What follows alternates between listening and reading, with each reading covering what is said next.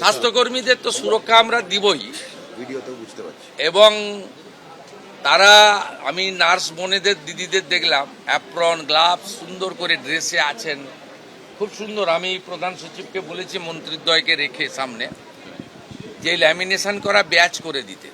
আপনারা মাঝে মাঝে দেখান যে ইঞ্জেকশন দিয়ে ফেলেছে, ট্রলি যার নিয়ে যাওয়ার কথা, যার সিকিউরিটি দেওয়ার কথা সে সেলাই করে দিয়েছে।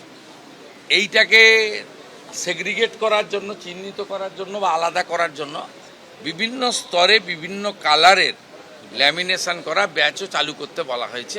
সরাসরি আপনাদের নিয়ে যাবো আমাদের প্রতিনিধি ঝিলাম করঞ্জাই রয়েছেন আমাদের সঙ্গে। ঝিলাম, এই মনিটরিং যেটা 24/7 হবে বলে মুখ্যমন্ত্রী আশ্বাস দিচ্ছেন, স্বাস্থ্যমন্ত্রীও বলছেন, কিভাবে সেই প্রক্রিয়া চলবে?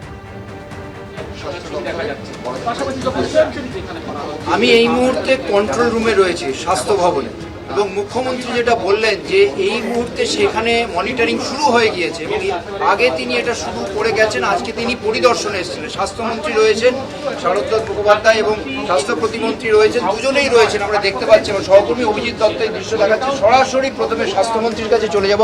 আপনি যদি একটু বোঝান যে কিভাবে এই মনিটরিংটা হচ্ছে। এই যে পুরো দেখছেন আপনারা, পুরো প্যানেলটা ওয়াল টু ওয়াল, দেওয়াল থেকে দেওয়াল অবধি প্যানেল। এই পুরো প্যানেলে আমরা কলকাতা শহরের সবকটি সরকারি হাসপাতাল আর কিছু জেলার হাসপাতালে এখানে এখন অবধি যুক্ত করা হয়েছে। বাকি পেছনের যে প্যানেলগুলো এখনও লাগানো হয়নি, সেখানে লাগানো হবে। সেখানে চলে আসবে জেলার এবং মহকুমার বাকি হাসপাতালগুলো। আপনারা যদি এদিকে দৃষ্টি দেখেন তাহলে এখানে দেখতে পারবেন যে এসএসকেএম ওপিডি, এসএসকেএমের বহির্বিভাগ, আর এখানে লাইন দিয়ে পেশেন্টরা দাঁড়িয়ে রয়েছে। যেরকম এসএসকেএমের পিজি হাসপাতালের আমাদের এমার্জেন্সি বিভাগ দেখতে পাচ্ছেন, আর এসএসকেএমের আনএমার্জেন্সির অন্য সাইড দেখতে পাচ্ছেন, গাইনি এমার্জেন্সি দেখতে পাচ্ছেন এখানে, আর ওপিডি কাউন্টার ফ্রন্ট সাইড, ওপিডিতে যেখানে আমরা লোকের নাম লেখানো হচ্ছে তাদের এখানে দেখানো হচ্ছে। ট্রমার যেটা আমাদের মেন এসএসকেএমের মেন জায়গা, প্রাণকেন্দ্র, সেখানে দেখতে পাচ্ছেন ট্রমার এন্ট্রি, যে র্যাম্পটা, সেই জায়গাটা। আর ট্রমার ভেতরে দেখতে পাচ্ছেন যেখানে প্রথম পেশেন্টদের রিসিভ করা হয়, রিসিভিং। কার্ডিয়াক এমার্জেন্সি দেখতে পাচ্ছেন ওপরে।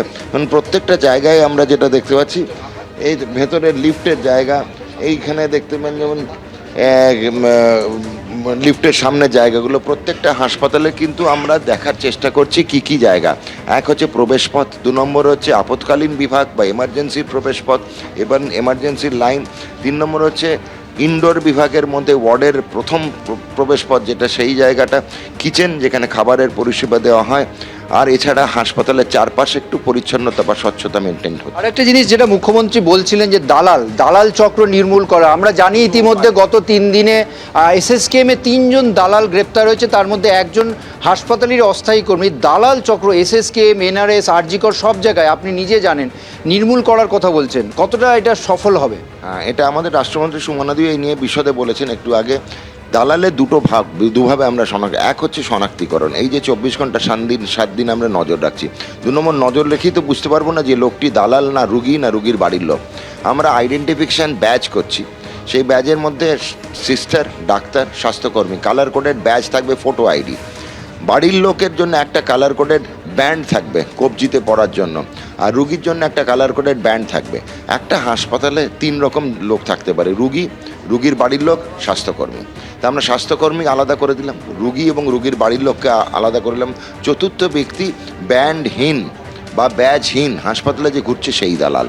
অর্থাৎ দেখতে পাচ্ছ এই যে দালাল চক্র নির্মূল করা এবং পরিষেবা মসৃণ করার বিষয়ে স্বাস্থ্যমন্ত্রী যেটা ব্যাখ্যা করলেন, মুখ্যমন্ত্রী এই পরিদর্শন করে গেলেন এবং 30 তারিখের মধ্যে এটা সমস্ত জেলা স্তরের হাসপাতালের যে পরিষেবা নজরদারি সেটা চলবে এবং তারা আত্মবিশ্বাসী, পরিষেবা যেমন উন্নত করা যাবে সেরকম দালাল চক্র নির্মূল করা যাবে। একেবারেই ঝিলাম, ধন্যবাদ। যে কথা স্বাস্থ্যমন্ত্রী শারদত্ত মুখোপাধ্যায় বললেন, ঠিক একই কথা কিন্তু মুখ্যমন্ত্রী বলেছেন যে কিভাবে আইডেন্টিফাই করা হবে, কি ব্যবস্থা তার জন্য করা হয়েছে দেখুন।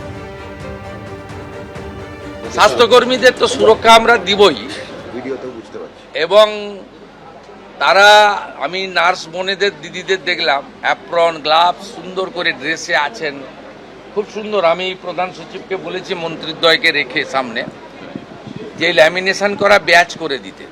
আপনারা মাঝে মাঝে দেখান যে ইঞ্জেকশন দিয়ে ফেলেছে, ট্রলি যার নিয়ে যাওয়ার কথা, যার সিকিউরিটি দেওয়ার কথা সে সেলাই করে দিয়েছে। এইটাকে সেগ্রিগেট করার জন্য, চিহ্নিত করার জন্য বা আলাদা করার জন্য বিভিন্ন স্তরে বিভিন্ন কালারের ল্যামিনেশন করা ব্যাচও চালু করতে বলা হয়েছে। এবিপি আনন্দ, এগিয়ে থাকে, এগিয়ে রাখে।